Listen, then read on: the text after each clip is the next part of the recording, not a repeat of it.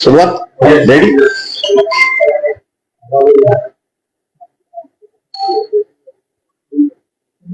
पाठीमागे जरा आवाज याच्यामध्ये कॅच होतोय. जे आहेत त्यांनी बसून घ्या, नाही तर बाजूच्या हॉलमध्ये बसून घ्या. ज्यांना गप्पा मारायचे त्यांना.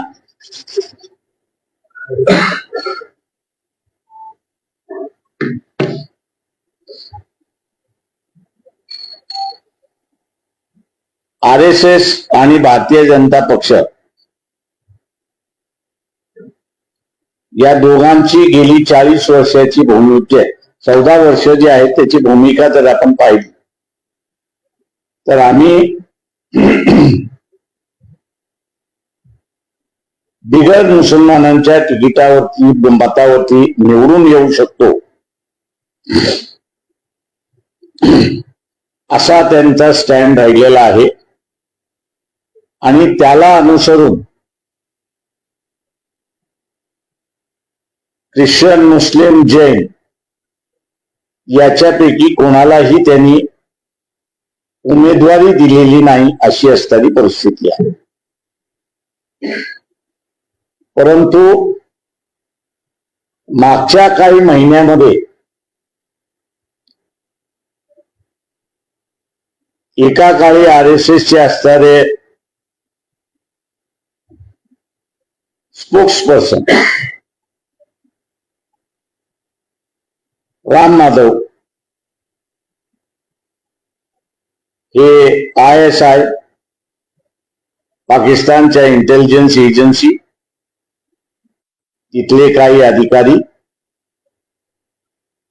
यांना श्रीलंकेमध्ये भेटले आणि भेट झाली.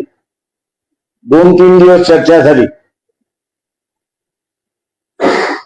मी असं म्हणेन की भारतीय जनता पक्ष ज्या ज्या वेळेस सत्तेवरती येते त्या त्या वेळेस ती असणारी घोर चूक त्या ठिकाणी करत असते. मोरारजी देसाईच्या सरकारमध्ये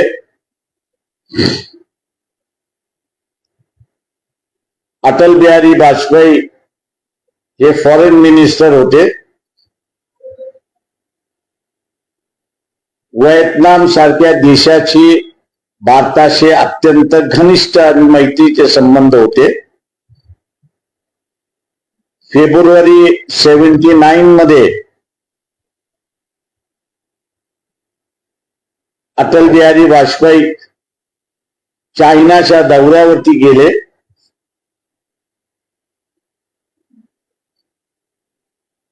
हे तिथे पोचले असतील चायनाच्या भूमीवरती आणि चायनाने व्हिएतनाम वरती युद्ध घोषित केलं. माझ्या माहितीप्रमाणे त्यावेळेसच्या इंटेलिजन्स डिपार्टमेंटने ही माहिती दिली होती. पण जे काँग्रेस करू शकलं नाही ते आम्ही करू. 62च्या युद्धाच्या नंतरच्या कालावधीमध्ये आणि आपण बघत असाल की अर्धवट दौरा टाकून अटल बिहारी वाजपेयी यांना भारतामध्ये परतावं लागलं अशी परिस्थिती आहे. दुसरी महत्वाची चूक जी झाली आणि ती घोर चूक झाली असं मी त्या ठिकाणी म्हणेन. दुर्दैवाने भारतीय नागरिक हा देवळाच्या बाहेर अजून आलेला नाही आणि मस्जिदीच्या बाहेरून अजून आलेला नाही. तो दोन्ही ठिकाणी अडकलेला आहे.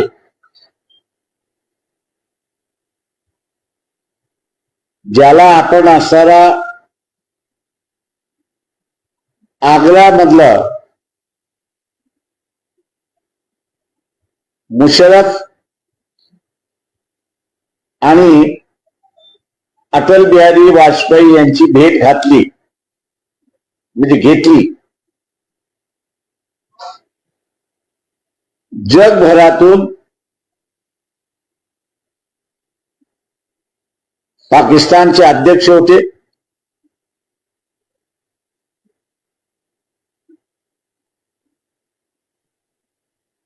त्यांना येऊ दिलं, पण हात हलवत जावं लागतं. का त्याच कालावधीमध्ये जगामध्ये आतंकवाद हा मोठ्या प्रमाणात पसरला होता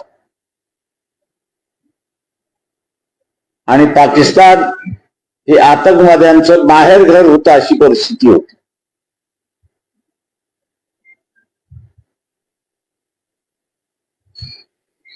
राजकीय परिस्थिती, जग ह्या आतंकवादापासून कंटाळलं होतं, त्रासलेलं होतं आणि काही करून पाकिस्तानला जेरबंदी करायचं हा त्यांचा निर्णय झाला होता. आणि म्हणून पाकिस्तानचं जे कर्ज होतं याला मुदत वाढवायला कुणीच देत नव्हतं. आग्राच्या बैठक झाली नसती तर 30 दिवसामध्ये पाकिस्तान हे एक्सटर्नल बॅलन्स ऑफ पेमेंट, म्हणजे आयात केलेल्या वस्तू आणि येणारा डॉलर उत्पादनाचं साधन, डॉलर जे उत्पादनाचं साधन होतं याच्यामध्ये मिसमॅच होती. ज्या वस्तू पाकिस्तानने विकत घेतल्या त्याचे पैसे देण्यासाठी, त्याचा अदा करण्यासाठी त्यांच्याकडे निधी नव्हता. आणि म्हणून जसं आपल्याला IMF नी बंदिस्त केलं चंद्रशेखरच्या कालावधीमध्ये, त्याच पद्धतीने पाकिस्तानला सुद्धा बंदिस्त करता येईल आणि त्यांच्या धर्तीवरनं आतंकवाद हा संपवता येईल, हा त्यांचा अजेंडा होता. परंतु जे काही गोड टीव्हीच्या माध्यमातून जगभर दाखवण्यात आलं त्यातून जगाने टाकलेला पाकिस्तानचा चाप जो होता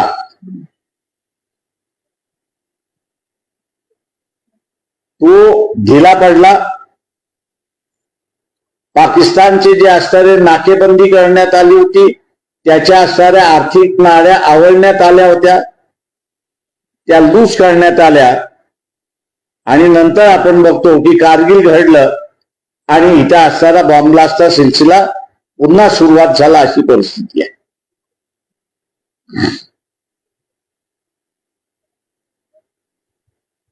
आता सुद्धा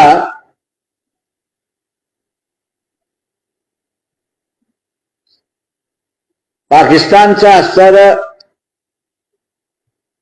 आंतरराष्ट्रीय इमेज आपण बघितलं तर इराण म्हणते आम्हाला ह्यांनी फसवलं आणि अमेरिका म्हणते यांनी आमचा वापर केला.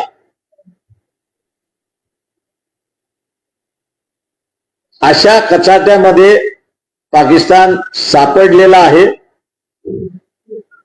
त्याच्याच बरोबर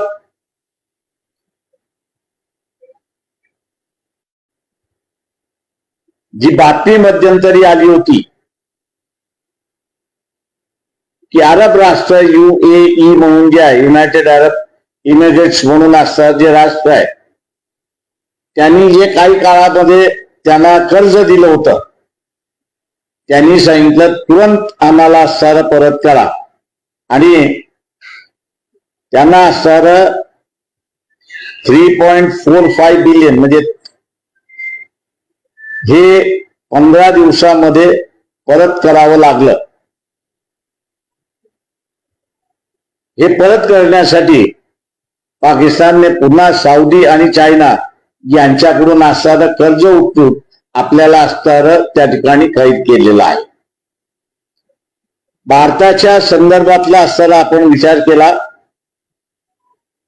तर चायना बरोबरचे आपले संबंध अजून बदललेले नाहीत.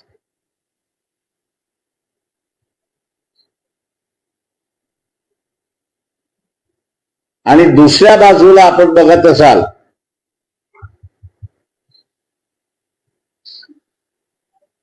की पाकिस्तानने आम्हाला फसवलंय. यासाठी जे मुस्लिम राष्ट्र आहेत आणि पश्चिम देशातले राष्ट्र आहेत ते पुन्हा पाकिस्तानला कैचीत पकडण्याच्या मार्गामध्ये आहेत.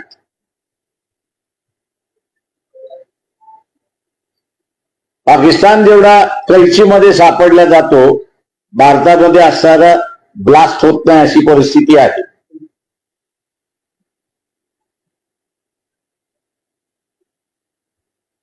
चार मुद्द्यांवरती चर्चा झाली अशी आमच्या पक्षाची माहिती आहे. राम माधव ISIच्या प्रमुखांना भेटले.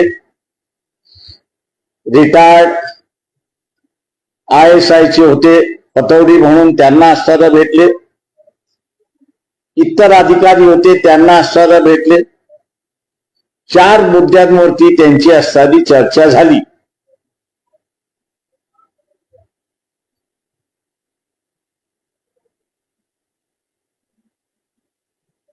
हे चार मुद्दे काय होते याचा असणारा खुलासा RSSचे प्रमुख मोहन भागवत यांनी केला पाहिजे. आणि दुसरं, या देशातली मन की बात सांगणारे पंतप्रधान यांनी RSSला आणि राम माधव यांना ISIचे प्रमुख, त्यांचे इंटेलिजन्सचे चीफ, फॉरेन अफेअर्सचे माणसं यांच्या बरोबर बोलणी करण्याचा अधिकार दिला होता का?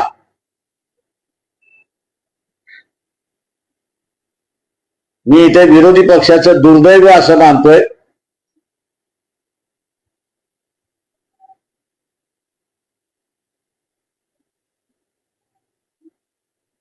की विरोधी पक्षाचे नेते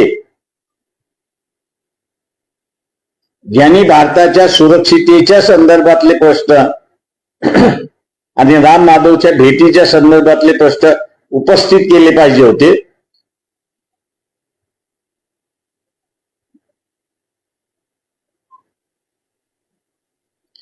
ते उपस्थित न करता वंचित बहुजन आघाडी महाराष्ट्रापुरतं मर्यादित असणाऱ्या पक्षांना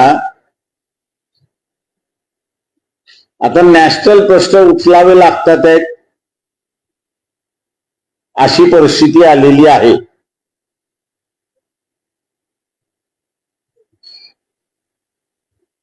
जनतेला माझं असणारं आव्हान आहे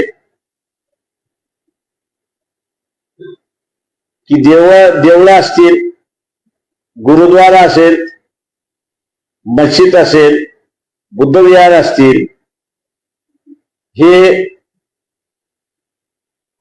मनशांती देऊ शकते पण देशाची सुरक्षितता देऊ शकत नाही.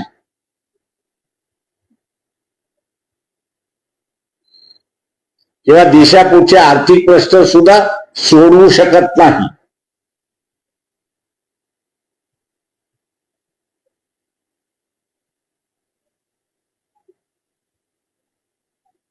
तेव्हा भारतीय जनतेने या गंभीर प्रश्नाची चर्चा स्वतःच्या मित्रांबरोबर,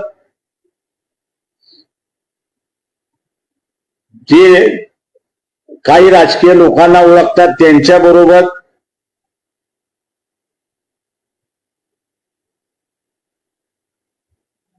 केली तर मी असं म्हणेन हा देशावरती फार मोठा उपकार होईल.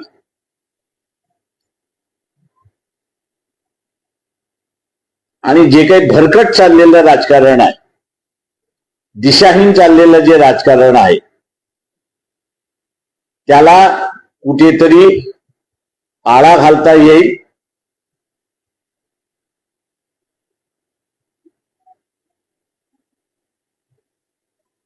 आणि आज जी तरुण पिढी आहे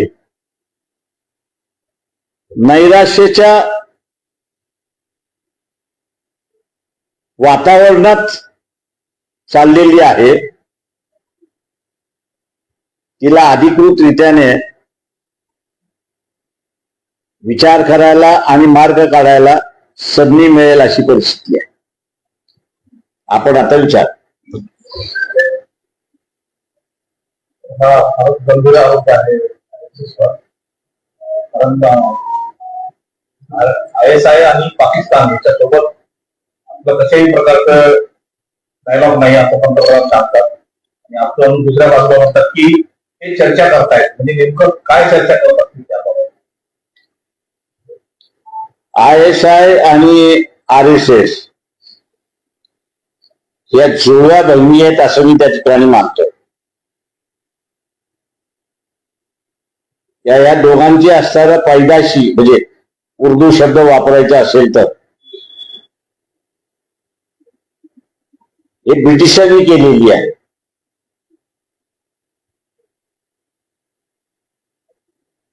आणि म्हणून आपण बघत असाल की RSS हे भारतामध्ये रजिस्टर्ड नाही, पण अमेरिकेत रजिस्टर्ड आहे.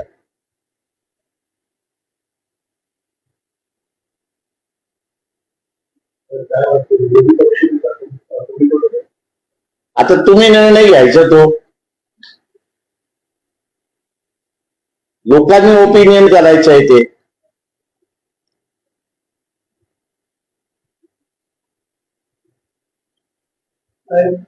शिवसेना पक्ष आणि सेना यावर मी आपण ह्याच्यावरती बोलू, नंतर मग बोलू त्याच्यावरती.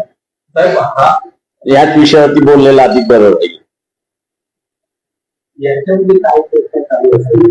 तुम्ही ते 4 मुद्दे सांगितले ते आम्हाला कळले नाही. फक्त 4 मुद्द्यांवरती चर्चा झाली एवढंच फक्त आम्हाला कळते. म्हणून आम्ही असं मोहन दाखवताना विचारतोय किंवा हे 4 मुद्दे कुठले हे तर आम्हाला सांगा. म्हणजे देशातलं राजकारण ठरवायचं साठवलं या लोकांमध्ये आहे. तिथली परिस्थिती वाईट झाली तर आपल्याला तिथे दंगल दिसते, इथली परिस्थिती वाईट झाली तर इथली दंगल. ते दंगलीचं राजकारण आहे.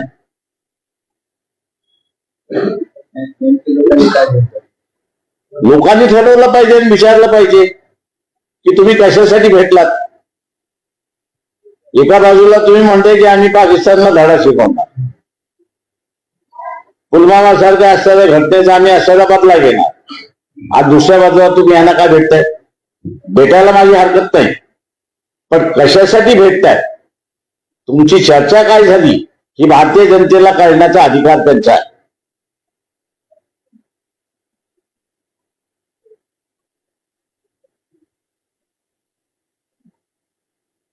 आणि मग भारतीय जनता ठरवेल की तुमचं भेटणं योग्य होतं की अयोग्य होतं. त्याच्यामध्ये फक्त एकटे राम आरोप होते का बाकी कोणी आरोप? ते बरेच असतील नसतील आम्हाला माहित नाही, पण राम माधव यांचं आम्हाला अधिकृतरित्याने माहिती आहे म्हणून आम्ही त्यांचं नाव घेतलं. उरलेल्यांचं अधिकृत रीतीची माहिती नसल्यामुळे आम्ही असणारं यांची नावं घेत नाही आणि होते की नव्हते ही माहिती.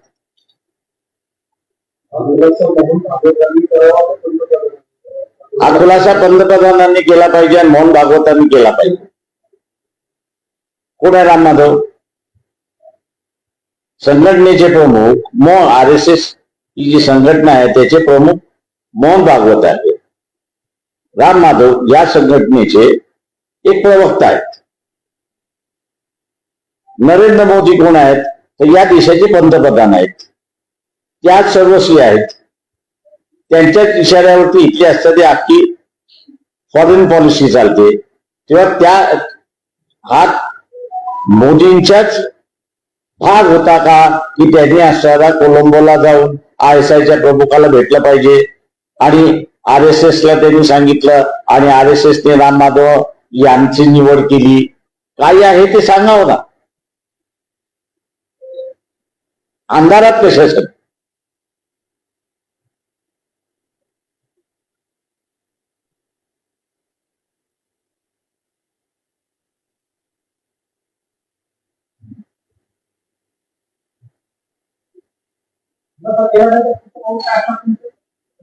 आणि लोकांना जागृत करत जाणार. लोक जागृत होत नाहीत.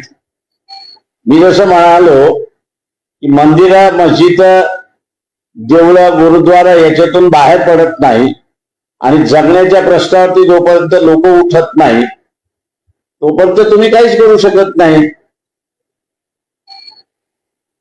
शेवटी ही लोकशाही आहे.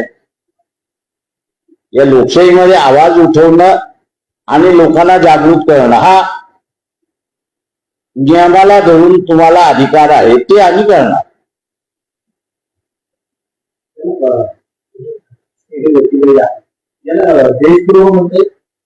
अशी भेट झाली असेल तुम्ही जर खुलासा केला नाही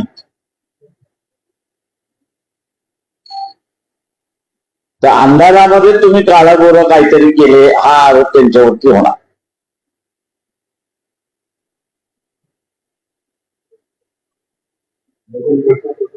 इथला असणारा इंटेलेक्च्युअल क्लास जो आहे त्यांनी ठरवलं पाहिजे की हे देशाच्या हिताचं आहे की देशाच्या विरोधात आहे.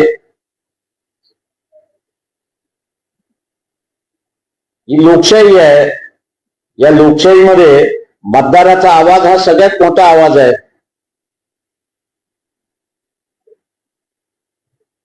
एका साईडला या सरकारला विद्यार्थ्यांसोबत चर्चा करायला वेळ नाही, पण पाकिस्तान बरोबर चर्चा करायला वेळ आहे.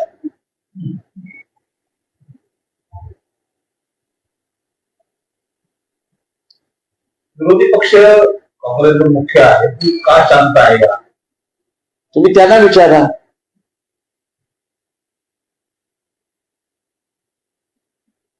हे साध्या ते मल्लिकार्जुन खरगे सरांच्या जो अपमान झाला आहे त्याच्यासाठी सुद्धा उतरलेले नाही. जी चूक गांधीजींच्या काळात झाली ती चूक हेही गांधी करतायत. मी आता एवढंच म्हणेन की काँग्रेसने स्वतःच्या ऑफिसला आता टाळं लावायची वेळ आली. महात्मा गांधीचा जो सल्ला आहे तो त्यांनी मान्य करावा.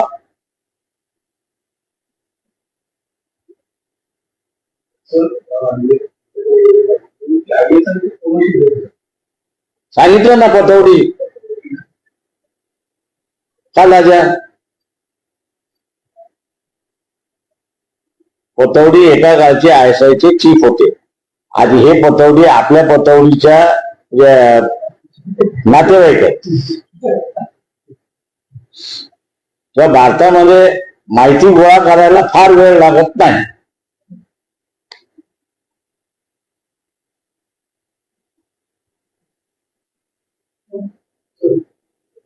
थँक्यू.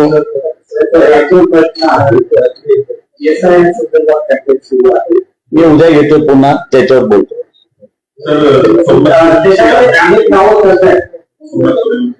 ते सोमनाथ सूर्यवंशीच जे आहे सुप्रीम कोर्टामध्ये झारखंडचं एक मॅटर गेलेलं आहे आणि त्याच्यामध्ये मला असं सांगण्यात आलेलं आहे की नियमावली तयार केलं जाईल. दुसरं जे आहे झारखंडमध्येच रांची मधलं म्हणतो झारखंड आहे त्याच्यामध्ये तिथल्या चीफ जस्टिसनी लॉर्डशिप सोनक आणि हे आहेत त्यांनी याच कस्टोडियल डेथच्या ह्याच्यामध्ये एक निकाल दिला आणि त्यांनी तिथली एक गाईडलाईन निर्माण केली. आजची जी प्रोसिडिंग झाली त्या प्रोसिडिंग्स मध्ये जे SITचे प्रमुख आहेत त्यांचा अहवाल मागवण्यात आलेला आहे आणि इथली प्रोसिडिंग आता तपासून कोर्ट याच्यावरती अजून काय तपास झाला पाहिजे काही न झाला पाहिजे तर का मागचं बेंच जे होतं त्यांनी असं सोमनाथच्या आईला तपासाचं काय काय झालं त्याचे असं विवरण द्यावं ते काही देण्यात आलेलं नाही. म्हणून आम्हाला जी काही उडत माहिती आली होती की त्याच्यामध्ये 25 पोलीस कॉन्स्टेबलरी जी आहे त्यांनी सोमनाथला मारलेला अशी परिस्थिती आहे. तेव्हा आज असताना मुद्दा त्या ठिकाणी उपस्थित करण्यात आला की हे तर 25 जण होते, तर या 25 जणांना कोणी मारण्याचा अधिकार कोणी मारण्याचं सांगितलं या संदर्भातलं SITने चौकशी केलेली आहे का? कोर्टांमधलं पुढच्या वेळेस येणार आहे त्यावेळेस आपण